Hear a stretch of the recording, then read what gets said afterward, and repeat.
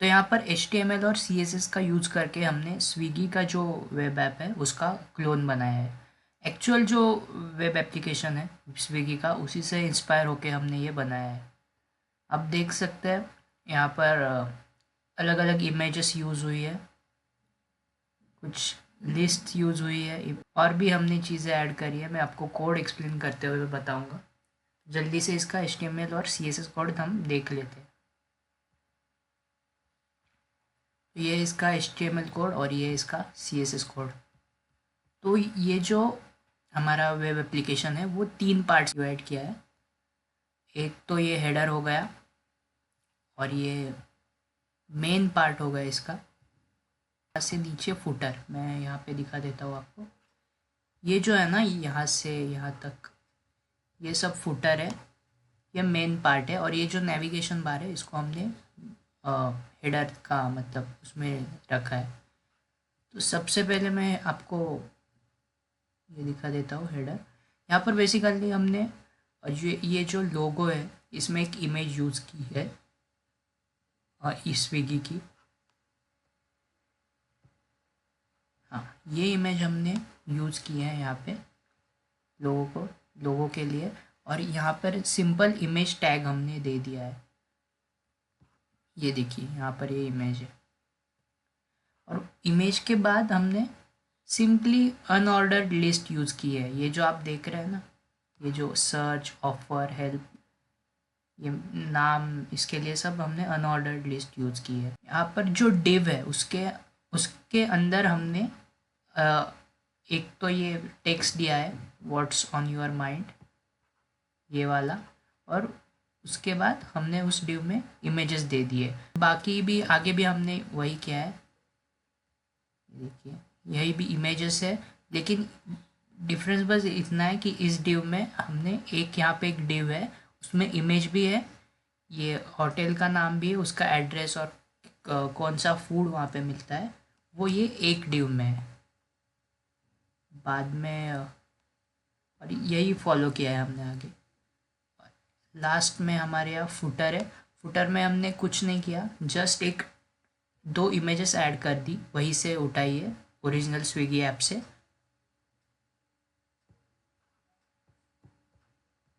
ये दो इमेजेस और नीचे हमने जस्ट ये अनऑर्डर्ड लिस्ट ही है सब, वही हमने डाला है।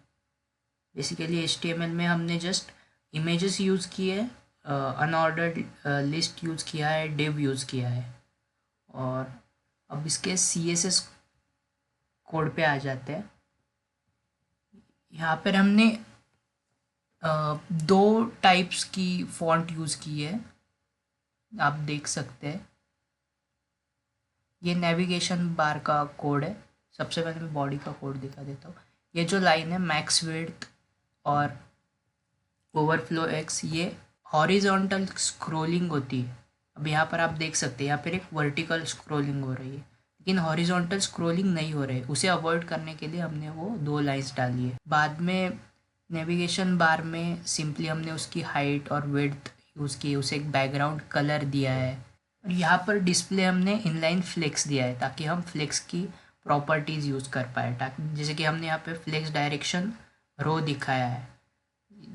इसका मतलब देखिए ये जो लिस्ट आइटम्स है वो रो में एडजस्ट हो गए, जैसा कि हमने मेंशन किया था। अब ये लोगो मतलब वो जो इमेज है उसकी भी प्रॉपर्टीज़ हमने दे दी है, जैसे कि उसकी हाइट विड्थ क्या होगी, मार्जिन क्या होगी। अब ये जो बाकी एलिमेंट्स है जैसे कि एड्रेस, मतलब ये जो लिस्ट है वही सब है। जैसे कि उनके हमने फॉन्ट फैमिली उन्हें दे दी है, उनकी मार्जिन या मार्जिन टॉप से और लेफ्ट से कितनी होगी वो सब हमने यहाँ पे बता दिया है। यहाँ पर हुवर हमने लगाया है। ये देखो जैसे हम लिस्ट आइटम पे अपना कर्सर लगाते हैं वो चेंज, उसका कलर भी चेंज हो रहा है और वो कर्सर पॉइंटर में भी आ रहा है। इसके लिए हमने हुवर यूज़ किया है। आगे हमने अलग अलग जो लिस्ट आइटम है उनकी प्रॉपर्टीज़ दी है, जैसे कि पैडिंग जो है वो ऊपर से नीचे से कितनी होनी चाहिए वो सब हमने यहाँ पे मेंशन किया है।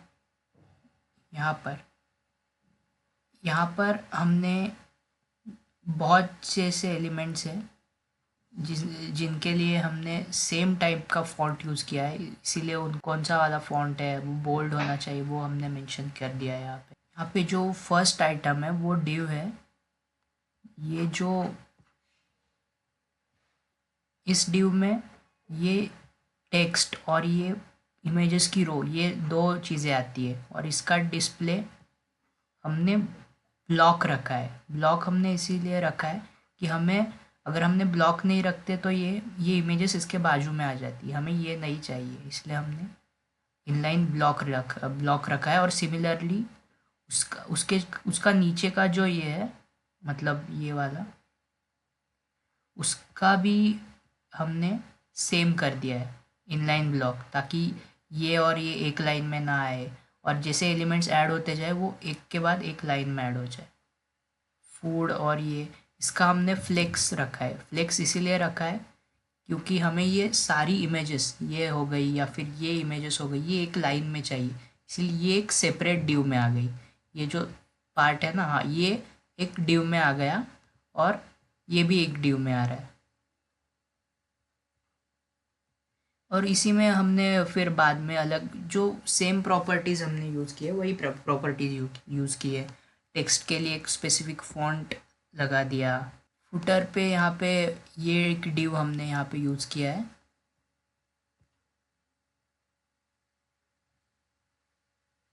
उस फुटर उसके, अब देखो इसका बैकग्राउंड कलर हमने यहाँ पे मेंशन कर दिया है।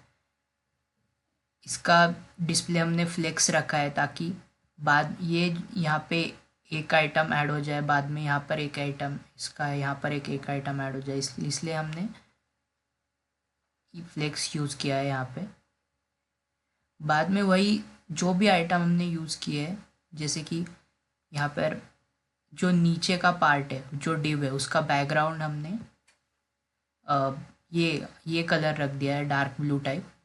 उसमें उसमें हमने अलग अलग लिस्ट आइटम रखे हैं, उनकी प्रॉपर्टीज़ हमने मेंशन कर दी कि जिन उनका टेक्स्ट का जो फॉन्ट होगा वो ये ऐसा ऐसा होगा। IBM प्लेक्स सेंस वो हमने यूज़ किया है। उनकी मार्जिन और पैडिंग वो हमने मेंशन यहाँ पे कर दिए। उनका बैकग्राउंड कलर कैसा होगा, यही यही सब हमने अपने प्रोजेक्ट में मेंशन किया हुआ है। अब इसकी जो लिंक है वो मैं आपको दे दूँगा, आप चाहे तो इसे यूज़ कर सकते हैं।